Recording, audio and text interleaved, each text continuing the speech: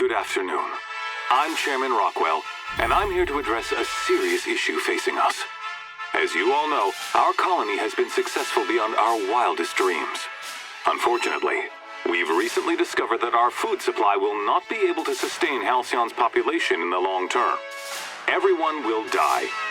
Hello everyone, my name is the Retroden, and today, here as a follow-up for my last video, I'm here to give you some thoughts about The Outer Worlds 1, which I recently beat, and it was my first beaten game of 2025, and after beating it and playing it for around 20 hours, finishing the main campaign and quite some side quests, I have some thoughts I'd want to give to all of you. Now, if you want, and you should, watch the first video in which I left my first impressions on the game, so you can have some context into my thinking going into this game. But today, I finished it and I have some conclusions that I'd like to take out of the game in general, to leave them here on a video about my overall thoughts, and basically to give you my perspective on if it is worth it or not to buy and play the game in 2025. Yes, 2025, because in the last video I think I wrote a thumbnail and part of the actual video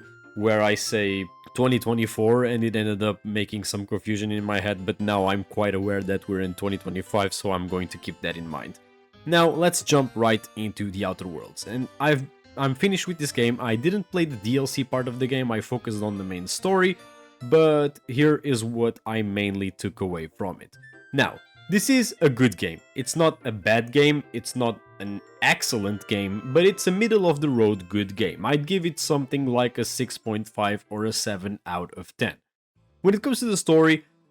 is quite interesting, even though sometimes it can get quite overwhelming and you don't know a lot of what's happening. In my honest opinion, when it comes to the story, I think it could be properly paced towards the end of the game, but there's something that actually fixes that. Now, if you know the overall plot of The Outer Worlds, what you are basically doing is deciding your path throughout a wide array of choices in order to decide if you want to side with the board, which is the company that basically reigns over the entire group of planets called the colony in which the game takes place, or if you want to help the scientist Phineas Wells in actually helping the lost citizens of the Hope ship, which is where he rescued you from, and to try and overthrow the board, which are the companies or the big companies of Halcyon, which is this universe that this game takes place in, and make the colony better for everyone. Now, I'm not going to be here spoiling the story. I'm going to be referring to some specific moments in the story that caught my eye, maybe disappointed me or led me to enjoy it more or less. But yeah, that's the overall plot of the story, and basically what you are going to be doing is navigating all these worlds, completing quests for Phineas and other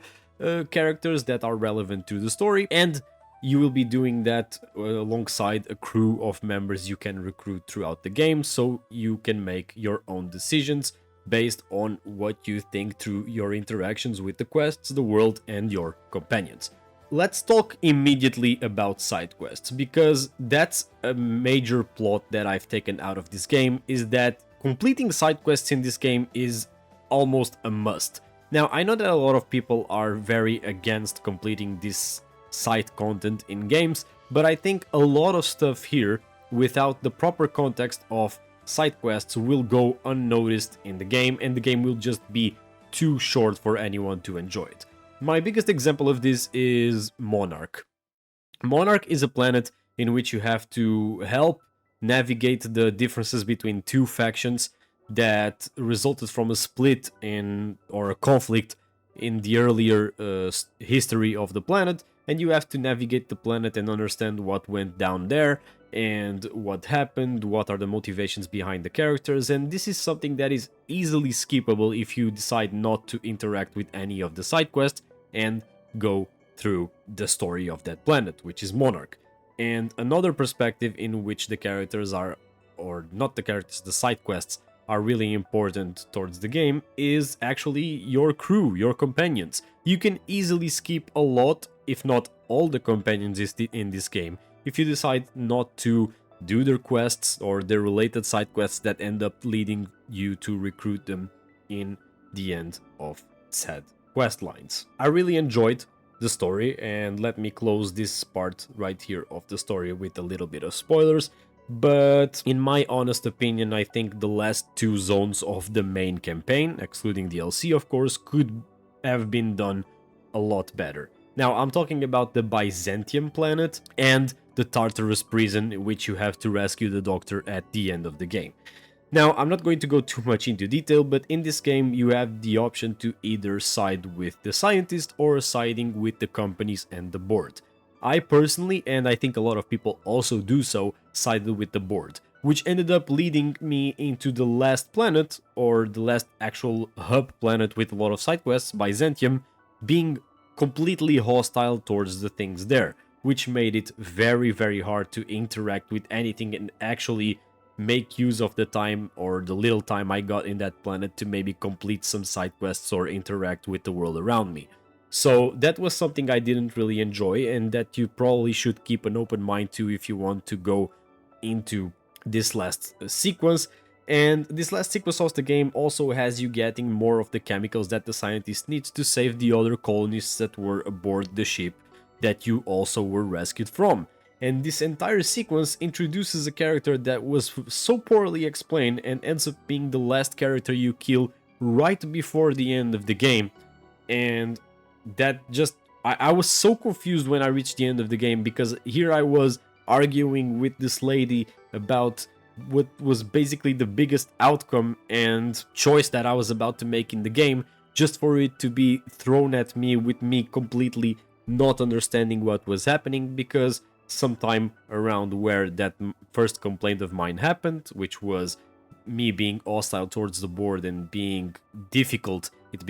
to navigate the last planet, I decided to just focus on the main story and end it, because if I couldn't make use of my time on the last planet, I might as well just focus on the last story. So I would say that, in my opinion, the end of this story was quite rushed, but if you like games in which you are able to make choices when it comes to dialogue, and that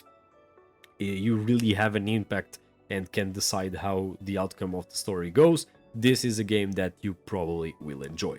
But let's talk directly about gameplay now, which is also very relevant for the story in of itself, because your playstyle, your build, and how you build your character will directly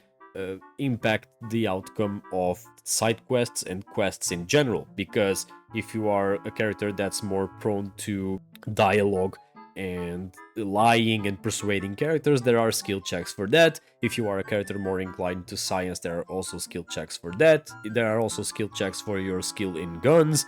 depending on what you are doing. And this is basically a very Fallout inspired system in which skill checks are a big part of dialogue options and lead you to resolutions of quests that you maybe might have never imagined, and now are able to do so with you having specific types of skills in this game. And that's the gist of it. There's not much that I would go in depth into this system. Of course, you can make a lot of interesting builds with these systems, but it's not that complicated. It might seem a little bit overwhelming when you look at the stat screen at the beginning of the game and you are forced to allocate all these points, but you can also respec throughout the game to fit whatever playstyle or skill checks you want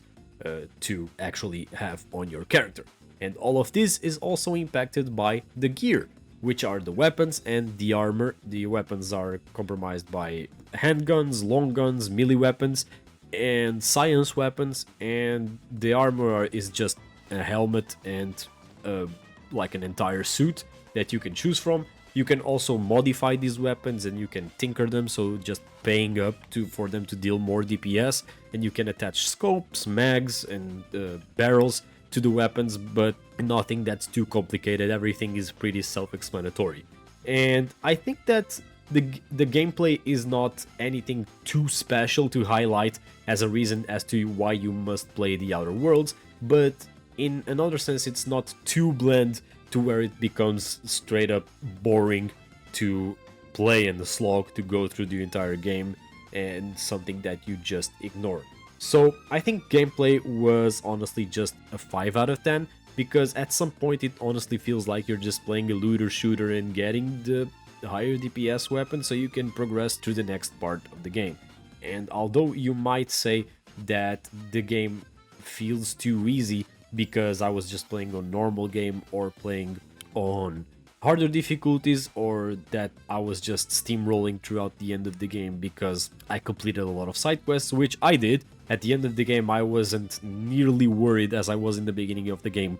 when it comes to enemy encounters. I was just blasting through every single one of them, and it ended up being quite an easy game, but I think this is the experience that most people will have, considering that most people actually only play games on their normal difficulty and don't go out of their way to even try or take a look at the higher difficulties. Now, I don't want to spend too much time in this game, but if I have to say something about it, it was probably already written in my backlogged review, which you can check down in the description, but I'll also talk a little bit here about my conclusion on it, which is I probably won't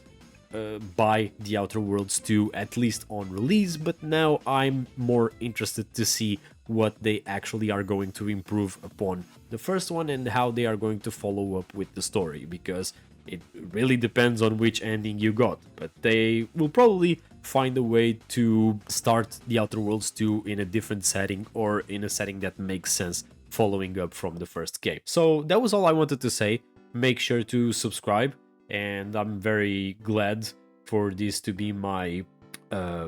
first game of 2025, because it fit the expectations that I had, honestly, and I'm going to be playing more games and recording more videos. Make sure to watch the first one if you didn't, leave a comment down below if you want to tell me something, but other than that, this has been the RetroDan, and I'm out.